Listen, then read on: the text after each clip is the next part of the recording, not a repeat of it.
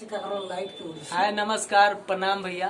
हमारा छोट भाई शुक्ल स्मार्ट जी और RH म्यूजिक में आए हुए हैं। बड़ भैया देखिए राजा भैया यहाँ पे है और गाना 2 ठो रिकॉर्ड हुआ है।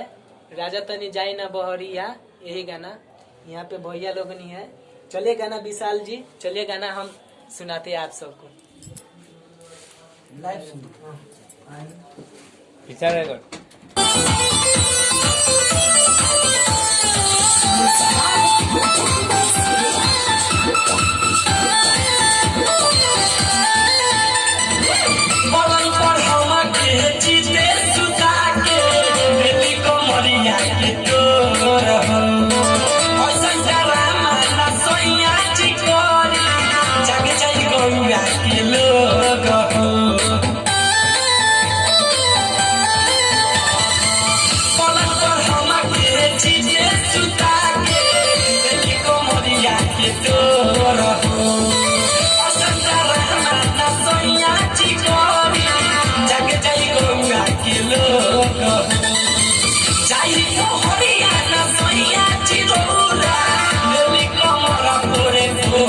राजा तनी जाई ना बहरिया